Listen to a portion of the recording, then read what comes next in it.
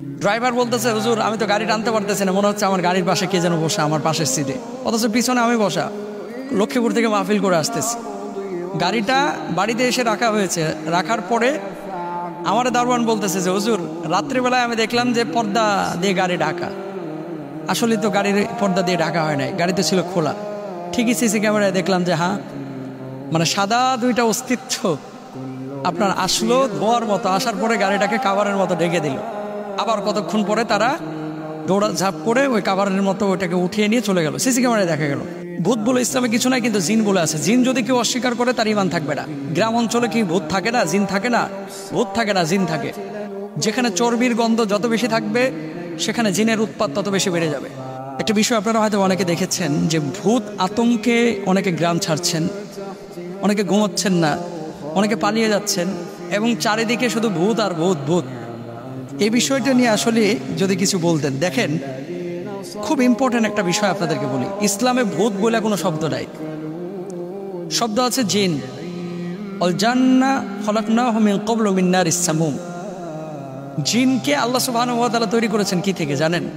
আপনারা যখন মোমবাতি জ্বালান, যখন ম্যাচের কাঠি জ্বালান, অথবা কুপি বাতি জ্বালান, হারিকেন দেখেছেন অনেকে হয়তোবা, যখন আগুনটা জ্বালান, আগুন জ্বালানোর পরে যখন দাও দাও করে আগুন জ্বলে, আগুনের ওপরে দেখবেন যেখান থেকে ধোঁয়া ওঠে, এই ধোঁয়ার ঠিক নিচে এবং আগুনের মাঝখানে সাদা একটা আবরণ দেখা যায়। এটাও কিন্তু মারাত্মক গরম। সাদা এই অংশ থেকে জিনকে আল্লাহ সুবহানাহু ওয়া তাআলা তৈরি করেছেন। এখন আসেন, ভূত আতঙ্কে গ্রামবাসী পালিয়ে যাচ্ছেন, চলে যাচ্ছেন। ভূত বলে ইসলামে কিছু নাই, কিন্তু জিন বলে আছে। জিন যদি কেউ অস্বীকার করে তার ইমান থাকবে না। গ্রাম অঞ্চলে কি ভূত থাকে না, জিন থাকে না? ভূত থাকে না, জিন থাকে। গ্রাম অঞ্চলে কি পরী থাকে না? পরী বলে কোনো শব্দ নাই। হয় পুরুষ অথবা নারী, জিন আছে। কেউ পুরুষের বেশ ধারণ করে, কেউ নারীর বেশ ধারণ করে। এবং মানুষের যেমন হিসাব কিতাব কিয়ামতের ময়দানে হবে, জিনদেরও হবে। এখন গ্রামের মধ্যে জিন থাকতে পারে কিনা, জিনের আবাসস্থলটা কি, আপনাকে এটা বুঝতে হবে আগে। আমি অনেক দিন আগে ইউটিউবে হয়তো থাকতে পারে আলোচনা করেছিলাম যে জিনরা আসলে কোথায় থাকে, কি খায়। জিনরা মূলত থাকে উপত্যকায়, জিনরা থাকে হচ্ছে বন জঙ্গলে, জিনরা থাকে হচ্ছে এমন এলাকায়, দেখবেন ওই যে আপনারা গ্রামগঞ্জে আগে বড়শি দিয়ে মাছ ধরতেন, নিচে বড় বড় কিন্তু ঘাস হতো, ওই যে আপনার শোল মাছ, তারপরে ছোট ছোট এরকম মাছ ঘাসের ওপর দিয়ে চলতো, আর নিচে বড়শি ফেললে মাছে যে বড়শিটা টুকা মারতেছে এটাও দেখা যেত। মানে খুব গভীর পানিও না, আবার খুব কম পানিও না, মাঝামাঝি লেভেলের পানি। এখানে ঘাস আছে এবং এখানে জঙ্গল আছে। এই ধরনের জলাশয়গুলো হচ্ছে জিনের আবাসস্থল, মানে আদর্শ আবাসস্থল। 3 নাম্বার। 2 নাম্বার আরেকটা আবাস, যেখানে চর্বি, যেখানে হাড্ডি জাতীয় খাবার খুব বেশি পড়ে থাকে, এই জায়গাগুলোতে জিনেরা থাকতে পছন্দ করে। আপনাদেরকে একটা কথা বলি, খবরদার। অনেকে গরুর গোশত মুজ ভিজায় খায়, খাওয়ার পরে হাতের চর্বিটা নিয়ে যায় গামছায় মোছে, বউ আবার এই গামছা নিয়ে যায় ঠিক ওই বেডরুমের কোনাতে ওই বিছানার সাথে ঝোলায় রাখে। এটা করবেন না। চর্বির গন্ধ জিনদের কাছে খুবই পছন্দের। এটা আমার কথা না, মুহাদ্দিসিনদের কথা।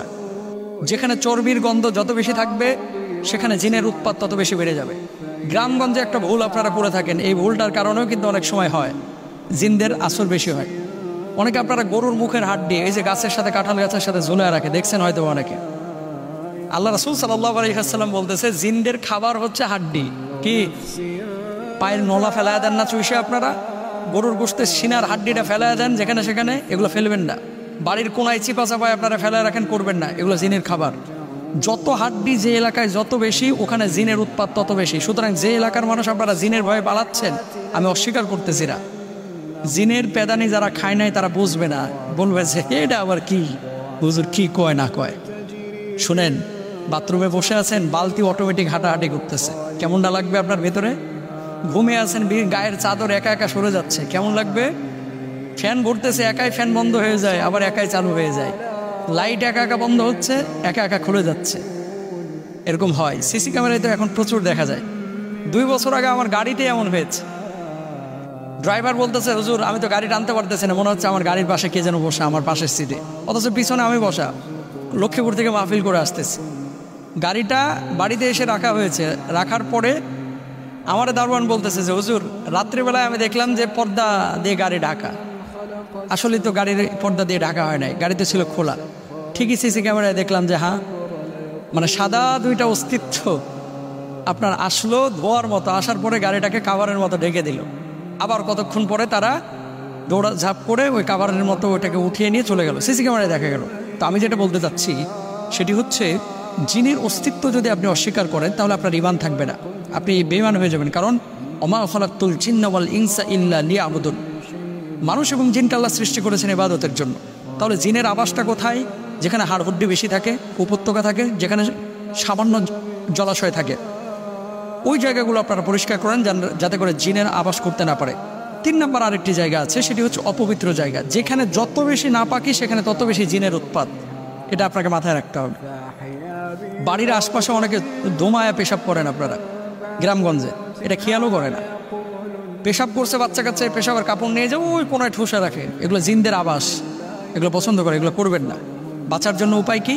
তাহলে পবিত্র জীবন ধারণ করতে হবে, হাড্ডি এগুলো ফেলে রাখা যাবে না, জলাশয়গুলো কেটে ফেলতে হবে, সারাক্ষণ পবিত্র অবস্থায় থাকতে হবে, আয়াতুল কুরসি 5 ওয়াক্ত আমাদের পরে বুকে ফুৎকার দিতে হবে। এবং যে সমস্ত এই অঞ্চলগুলোতে, এই এলাকাগুলোতে আপনারা ভয় পান, সে সমস্ত এলাকাগুলোতে পারলে চেষ্টা করবেন মোবাইলে লাউড দিয়ে সূরা বাকারা ছেড়ে রাখতে। যেখানে জিনের উৎপাত বেশি ওখানে লাউড দিয়ে সূরা বাকারাটা ছেড়ে রাখেন। আপনি তো পড়তে পারবেন না, প্রতিদিন 2.5 পারা তেলাওয়াত করা সম্ভব না, যদি পারেন নিজে পড়েন, নাহলে সূরা বাকারা জোরে করে ছাড়া রাখেন। ইনশাআল্লাহ তাআলা এই ধরনের জিন, ভূত, পরী, পেতনি কিচ্ছু থাকবে না। আর যারা এই যে আমাদের কাছে অনেকে প্রশ্ন করে, হুজুর পরী বিয়ে করার কোনো আমল আছে কিনা, এরকম প্রশ্নও কিন্তু অনেকে করে। শোনেন, এগুলো হচ্ছে কাল্পনিক বিষয়। যারা এরকম গল্প উপন্যাসে পড়ে পরীকে বিয়ে করার জন্য অস্থির হয়ে আছেন, এটা সম্ভব না। জিনকে মানুষ বিয়ে করতে পারে না। এটা সুলাইমান আলাইহিস সালাতু ওয়াস সালামের সময় সম্ভব ছিল। সুলাইমান নবীর মা নাকি ছিলেন একজন জিন, স্ত্রী ছিলেন নাকি একজন জিন, এমন বলা হয়, কিছু কিছু বক্তব্য থেকে পাওয়া যায়। রানী বিলকিস তিনি নাকি জিন ছিলেন, অনেকে বলে, কিন্তু এটা আসলে অনেক মতবিরোধ আছে। আল্লাহ তাআলা আমাদের সবাইকে বোঝার তৌফিক দান করুন, সহিহ আকীদা নিয়ে বেঁচে থাকার তৌফিক।